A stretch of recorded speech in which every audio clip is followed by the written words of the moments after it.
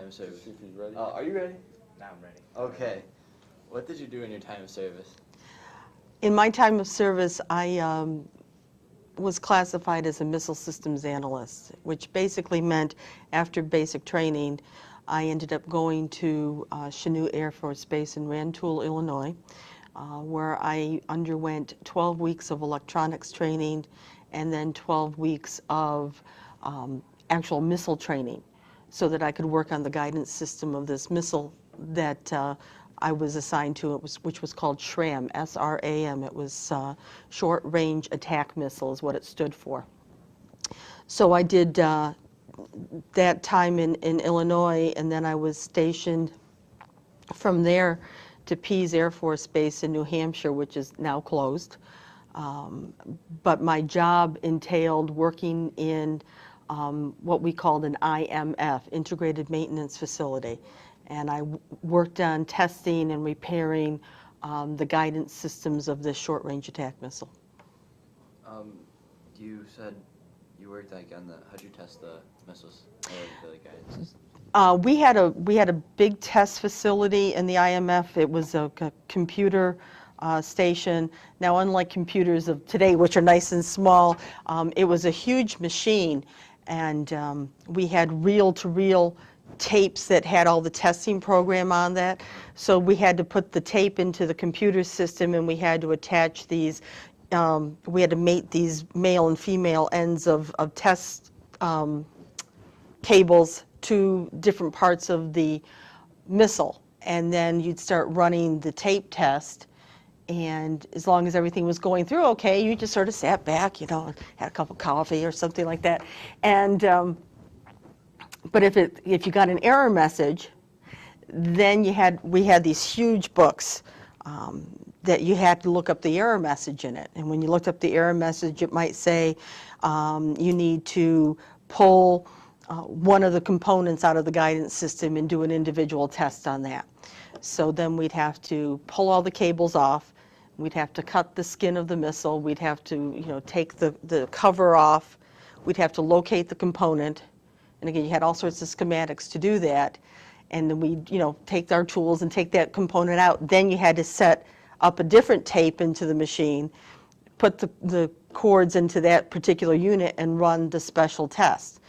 Now, either it would go through and say, well, that's not the problem, so then you'd have to put that back in and start all over again, or it would give you an error message, and then you'd look up that error message, and you might find a specific circuit card in the unit that would have to be pulled. And if we had to do that, we'd have to order it. That missile's, now in service for a while. You take the unit, and you'd have to go into what we called the clean room.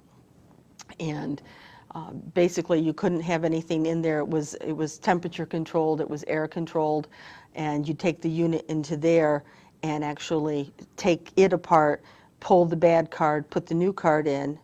Then you'd test that unit to make sure that was okay. Then you'd put that back into the missile, and then you start running that whole test all over again on the whole missile.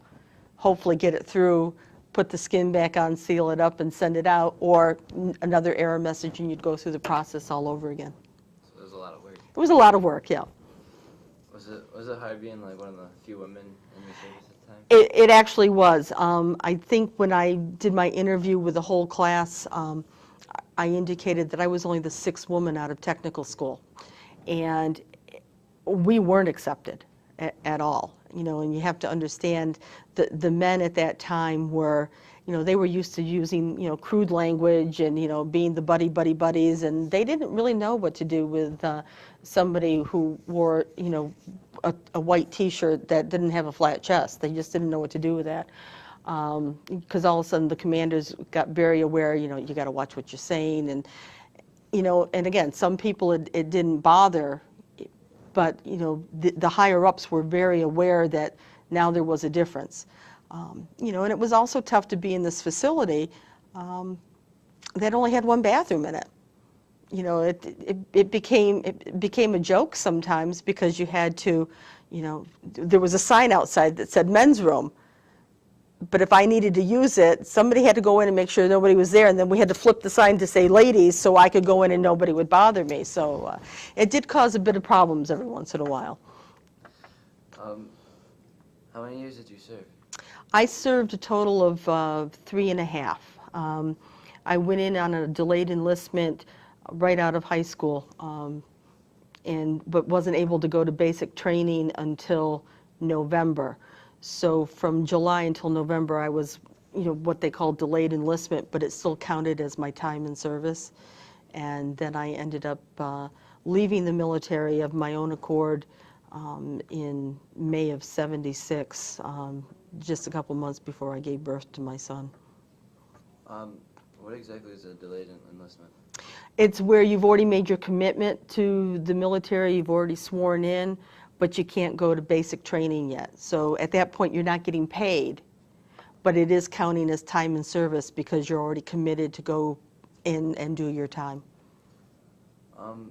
Did any of your family members encourage you to go into the military? Not really, but they didn't discourage me either.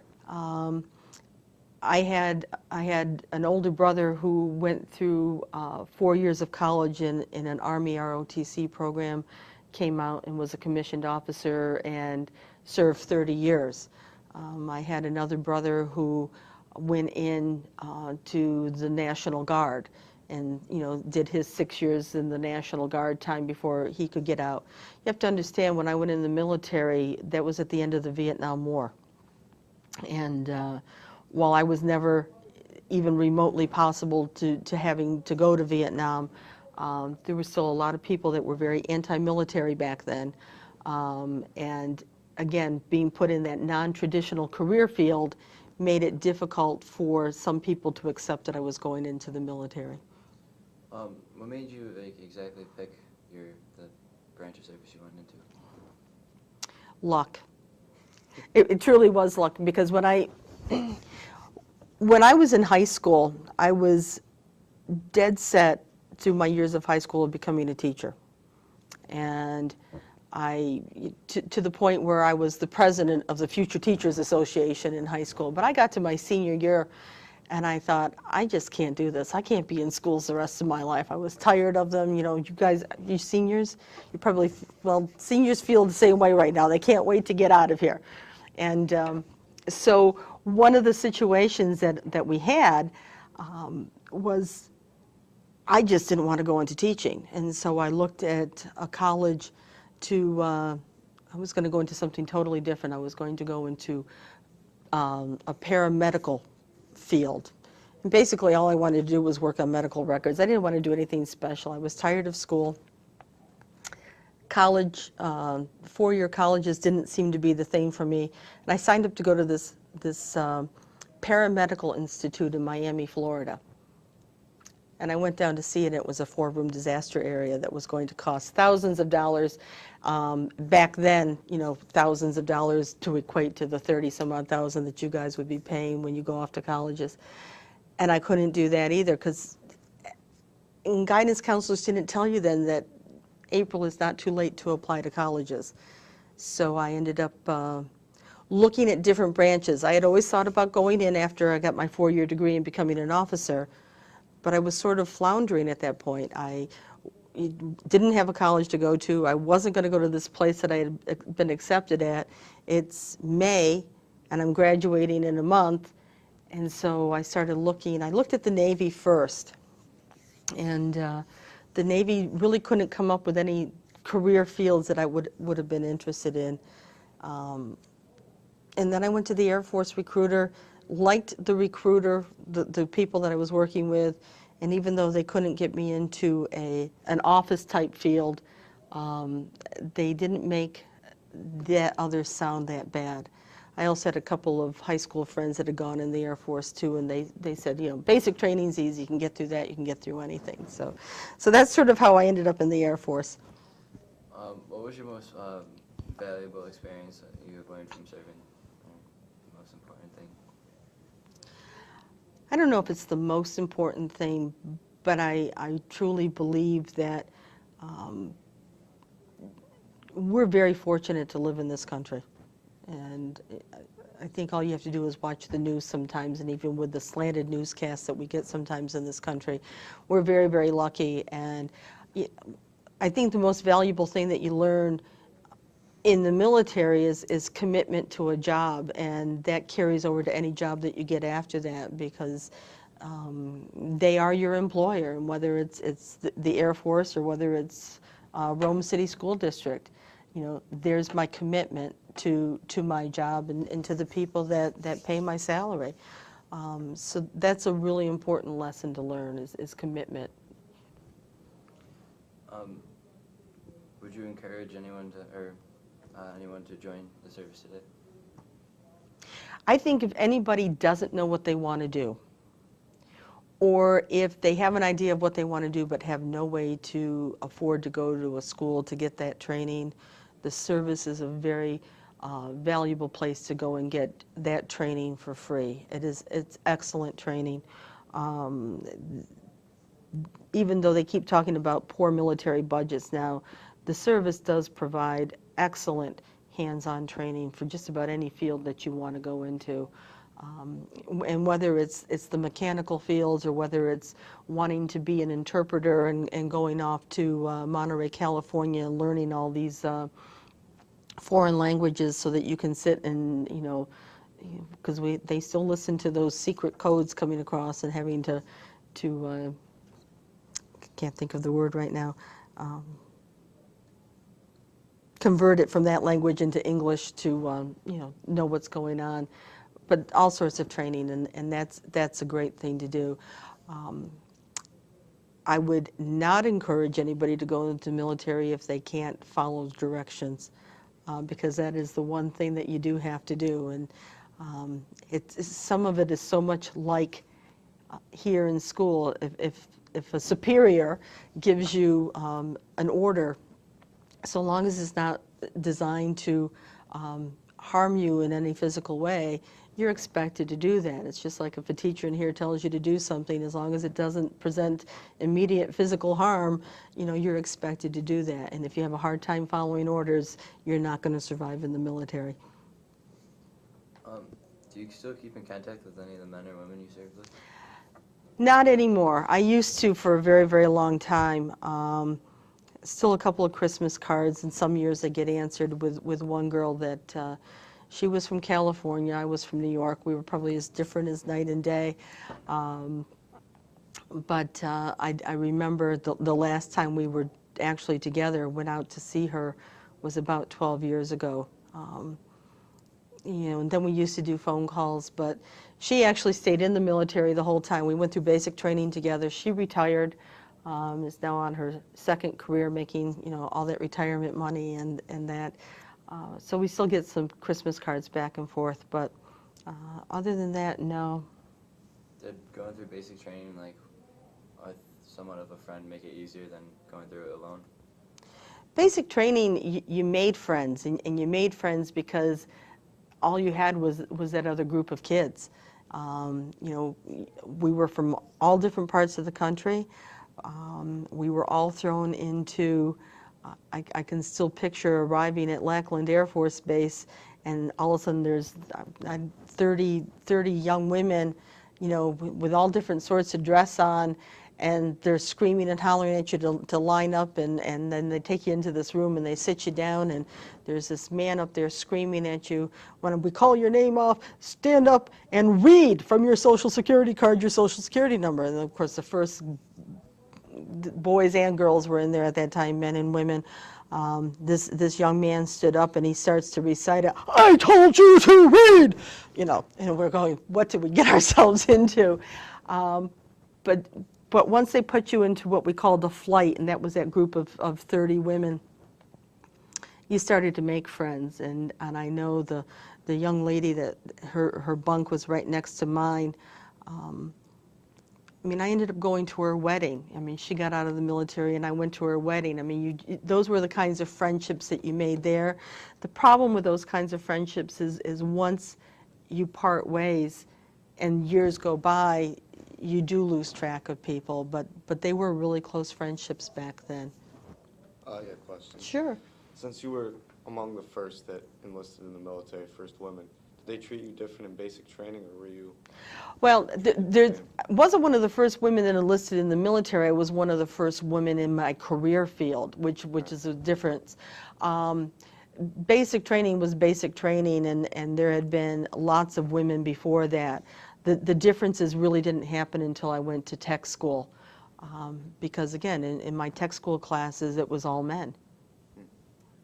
So the differences happened after basic training, not during basic training. In class, you mentioned about the scare with the when you were running with the M16 and the missile. Would you like to talk more about that? My night on the flight line. We were called up on an alert, and I don't remember the exact reasons why we were called on alert, but I can remember we were all sitting in this area, you know, having coffee, sitting, waiting, and all of a sudden it says, time to go, and, you know, we grabbed our M16s and, you know, went out, and we're walking on either side of trucks going down, you know, because at that point we were taking the missiles, which at that point had the nuclear warheads on them, from the integrated maintenance facility out to the flight line to get them loaded onto the planes for the planes to take off. And because we were out in the open, so to say, we had to have our rifles with us in case we were attacked. Of course, we still were on the base at that point, and looking back on it now, we probably realized it was just a drill.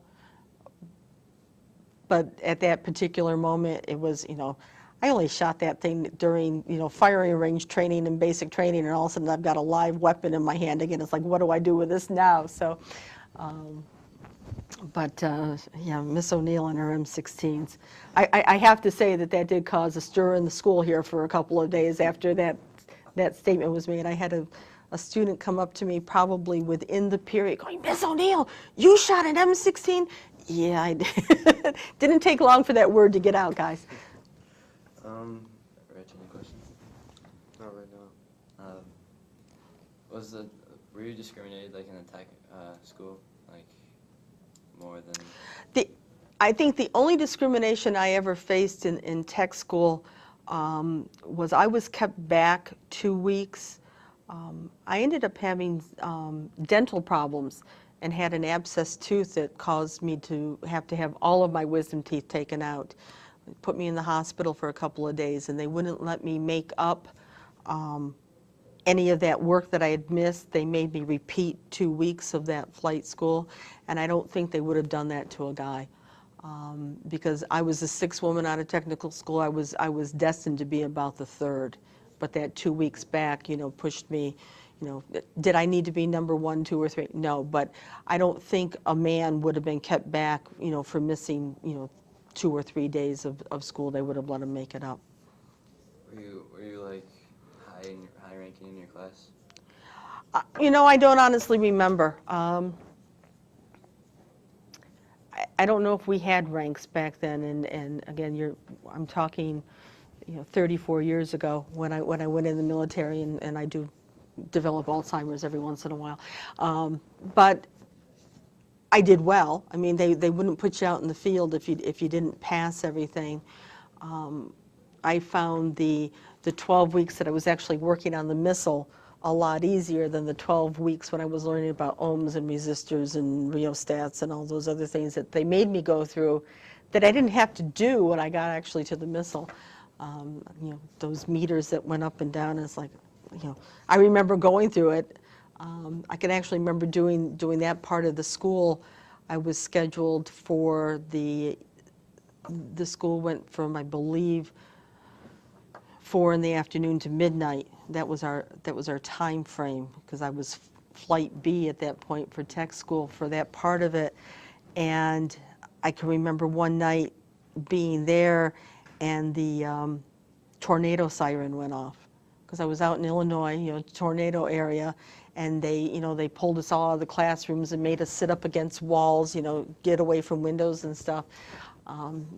It's amazing just coming back and talking about some of these things, how some of those little memories come back. But I don't remember rankings, but I did get through it. And again, the toughest part, you made friends in basic training, and then you all went off to different stations, and you went to tech school, and you start making friends again, and then you get sent to different areas. Nobody from tech school was sent to Pease like I was. So, so then you get to a new duty station, and you have to start making friends all over again. But living in barracks, it's easy to do. It's like going off to college and living in the college dorms. You make friends because there's nobody else around. Were you the only woman in your tech class, or was there more? I think there was one ahead. There was one ahead of me after I got sent back a week, and then there were others behind me. But I was the only one during that time period. If you could, would you sign up again? I think I would, and I also think that I probably would have tried to stay the 20. It would have been nice to, I mean, I was getting my college education at that point. I had gotten through basic training. I had gotten through tech school. It truly was just a job. You just dressed up in a uniform every day to go to work instead of trying to figure out how to coordinate your wardrobe in the morning to come here. And it was good. I'm not going to say it was easy money, but it was guaranteed money. You knew what was going to happen, and you had 3 squares a day, and you had a roof over your head. There were a lot of perks to that. There was a lot of, and you knew if you stayed the 20, you'd have a nice retirement check. But I did talk to my friend that I mentioned in California, because she did stay in, as I indicated earlier. And she said to me that every year it got different, and if she wasn't that much closer to retirement, she probably would have gotten out. So, I'd like to say that I'd go back in and try to stay 20, but just like everything else, as times change, as circumstances change, people look for something different. Going from teaching to administration, you're looking for something different. A lot of people are happy to stay in teaching for years and years and retire from that, and I needed something different. Any question? When did you drop out after 3.5, or not drop out, but service after 3.5 years? I had gotten married to somebody that I met in the military, and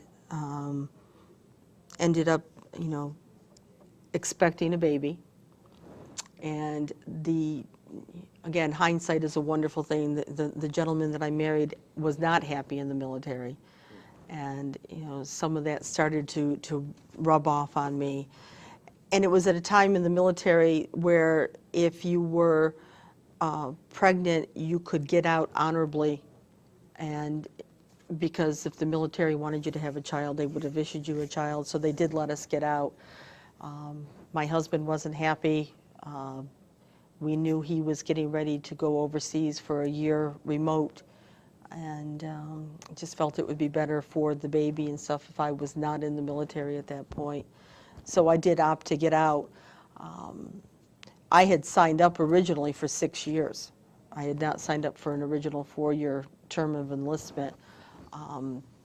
So it really was like halfway through my term to get out, which, again, I probably should have stayed in to finish that 6 years, because a lot of other things happened in my life after that. Got rid of the husband, kept the kid, got rid of the husband.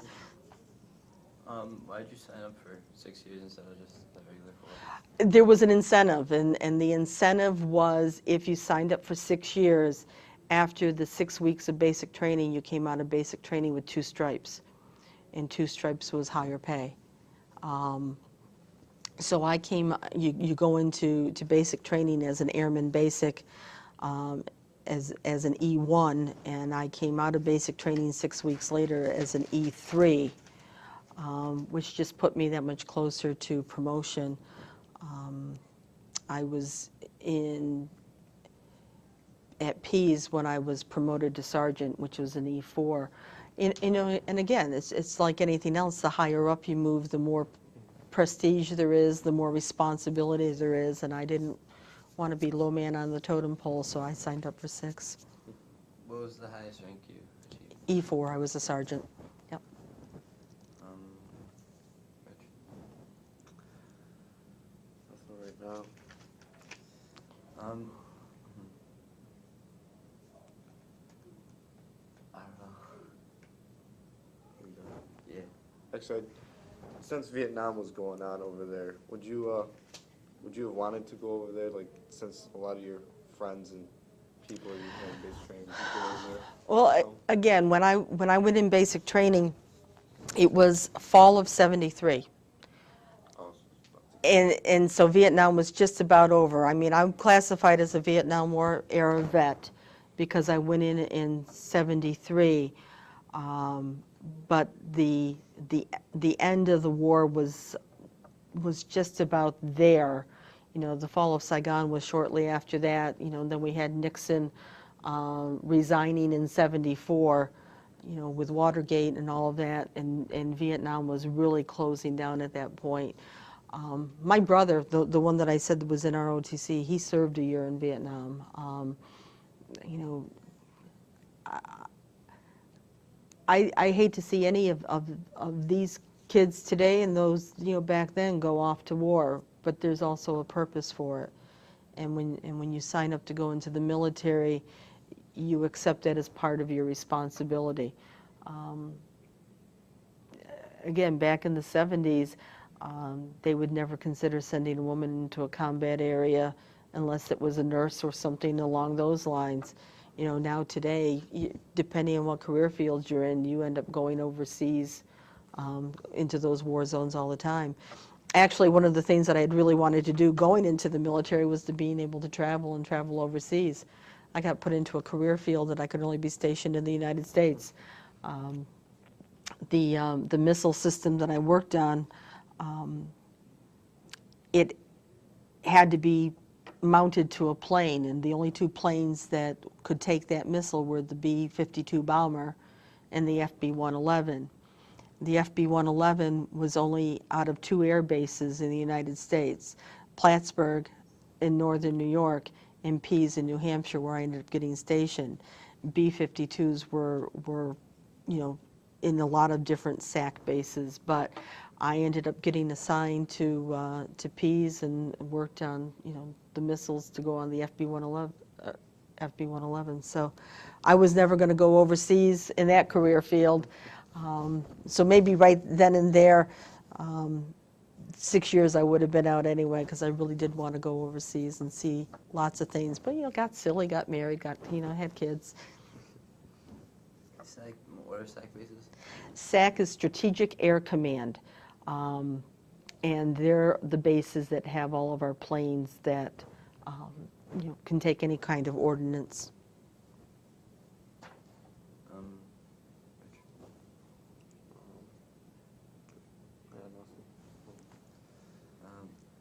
Griffiths one of those bases? Griffiths was one of those bases. I indicated that you know, my husband was scheduled to go overseas to do a year remote right after I got out of the military. We were both stationed. We were both stationed at Pease Air Force Base. We both got stationed down to Barksdale Air Force Base in Bossier City, Louisiana, and so we were down there. That's where I was discharged, was down in Louisiana. And I was discharged in May. My son was born in August, and my husband went to Korea in October for 1 year. When he came back, we were stationed actually here at Griffiths.